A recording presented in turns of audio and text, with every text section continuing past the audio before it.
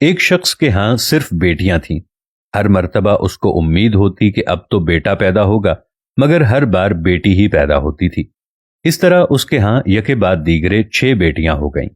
اس کی بیوی کے ہاں پھر ولادت متوقع تھی۔ وہ ڈر رہا تھا کہ کہیں پھر لڑکی پیدا نہ ہو جائے۔ شیطان نے اس کو بہکایا، چنانچہ اس نے ارادہ کر لیا کہ اب بھی لڑکی پیدا ہوئی تو وہ اپنی بیوی کو طلاق دے دے گا۔ اس کی اس کج فہمی پر غور کریں بھلا، اس میں بیوی کا کیا قصور؟ رات کو سویا تو اس نے عجیب و غریب خواب دیکھا۔ اس نے دیکھا کہ قیامت برپا ہو چکی ہے۔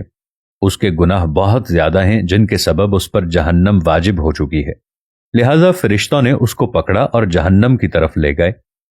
پہلے دروازے پر گئے تو دیکھا کہ اس کی ایک بیٹی وہاں کھڑی تھی جس نے اسے جہنم میں جانے سے روک دیا۔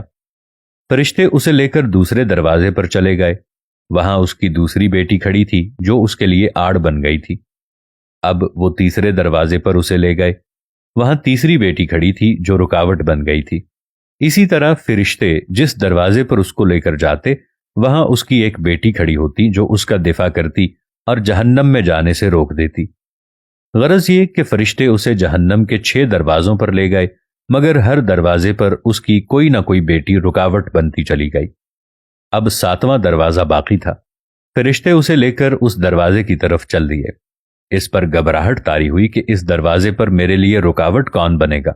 اسے معلوم ہو گیا کہ جو نیت اس نے کی تھی وہ غلط ہے۔ وہ شیطان کے بہکاوے میں آ گیا تھا۔ انتہائی پریشانی اور خوف و دہشت کے عالم میں اس کی آنکھ کھل چکی تھی، اور اس نے رب العزت کے حضور اپنے ہاتھوں کو بلند کیا اور دعا کی کہ اے اللہ مجھے 7ویں بیٹی عطا فرما۔ اس لیے جن لوگوں کا قضاء و قدر پر ایمان ہے انہیں لڑکیوں کی پیدائش پر رنجیدہ ہونے کی بجائے خوش ہونا چاہیے۔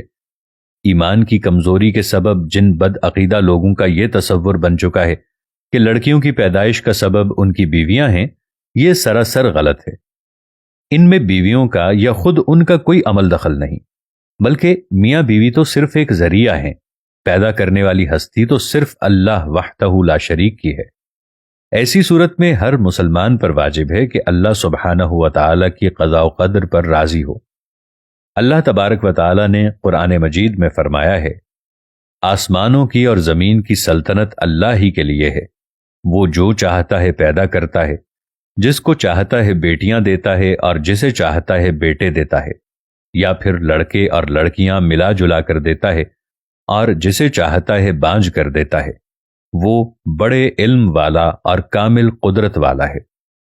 اللہ تعالیٰ سے آپ کو، مجھے اور ہم سب کو دعا کرنی چاہیے کہ جس کو اللہ تعالیٰ نے بیٹیاں عطا کی ہیں وہ ان کے لیے رحمت ہیں، نہ کہ ان کو زحمت سمجھا جائے، اور جس کی بیٹیاں نہیں ہیں اللہ تعالیٰ سے یہ دعا ہے کہ اگر ان کی بالکل اولاد نہیں ہے تو اللہ پاک ان کو بیٹی ضرور عطا کر دینا۔